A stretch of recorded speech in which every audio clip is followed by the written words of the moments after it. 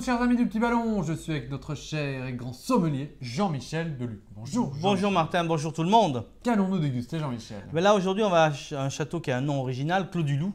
Donc la légende voulue que Henri IV, chassant le loup à l'époque, il y avait des loups à Bordeaux, pas des loups financiers mais des loups à quatre pattes.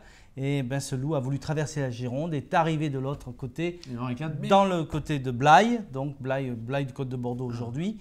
Et voilà, le nom de la propriété est devenu le Clos du Loup. Parfait.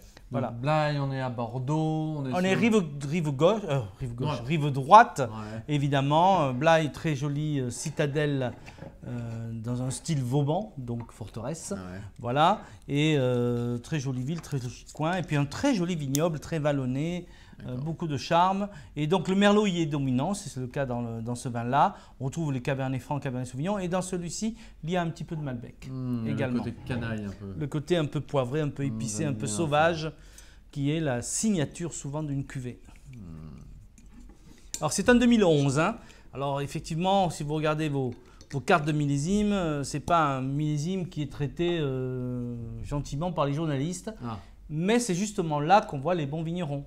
Donc quand on déguste les vins au comité de dégustation, j'aime bien de temps en temps avoir des millésimes qui ont été critiqués parce qu'on peut prouver le contraire. Quand quelqu'un travaille bien, il peut très bien. Justement, on va juger la qualité d'un vigneron. Mais pour le commun des mortels comme moi, par exemple, si vous me mettez le Château Clos du Loup 2011 et 2012, je vais vraiment voir une différence? Alors, oui, bien sûr, parce que la notion de millésime joue là-dessus. Mais par exemple, en 2011, qui a été un petit peu plus difficile, on peut imaginer que dans le château, ils ont un petit peu plus fait attention, plus trié le raisin, etc. Donc, il y a un vrai travail de couture. D'accord. Donc, une mauvaise année, c'est surtout météorologique. Voilà, mais ce n'est pas une généralité. C'est une généralité pour les journalistes, mais il y a toujours des vignerons qui sortiront quelque chose de magnifique, comme on peut être déçu dans une grande millésime par certains vignerons. Parfait. Une belle couleur. Belle couleur, belle concentration. On a extrait le maximum de matière, hein, macération longue, élevage prolongé, donc belle couleur. C'est un vin qui a commencé à évoluer, mais ça reste encore frais, jeune, très velouté, très chamarré. J'adore cette couleur, c'est une belle couleur Bordeaux, sincèrement. C'est ce qu'on appelle une belle couleur Bordeaux. Ça, c'est beau. Au nez. Alors j'adore, c'est profond, c'est velouté, tout est là. Hein. On a les côtés poivrés, le côté épicé, cardamome, un peu de fraîcheur, du floral, des fruits noirs, des fruits à noyaux, c'est assez mûr, ça commence à arriver vers la maturité.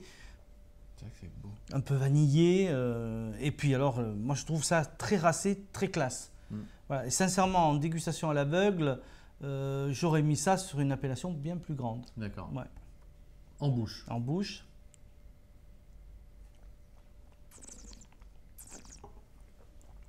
Ouais, c'est bon.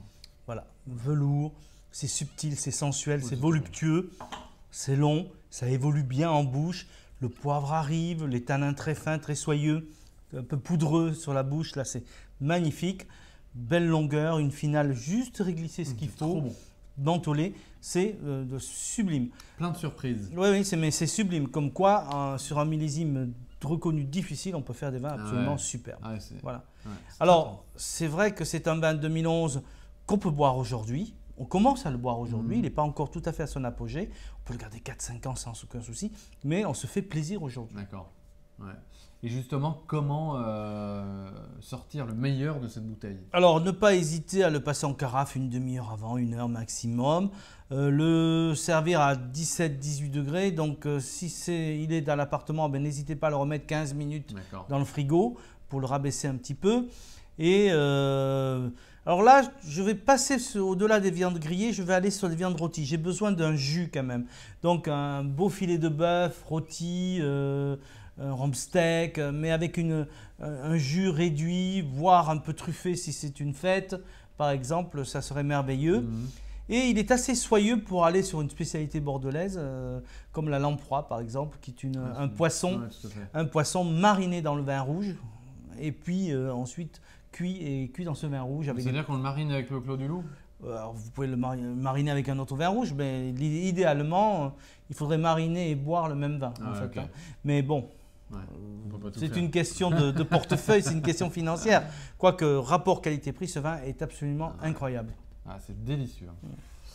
Parfait, donc on sait comment le servir, on sait avec quoi le Voilà, déguster, un grand fromage. Voilà, ça c'est le vin idéal pour les fêtes, et pour impressionner les amis. Vous le savez en carafe sans rien dire et vous écoutez. Trop bien. Et ben, merci beaucoup Jean-Michel pour cette belle découverte, le Clos du Loup 2011. Et bonne dégustation à vous tous. Bonne dégustation à vous tous.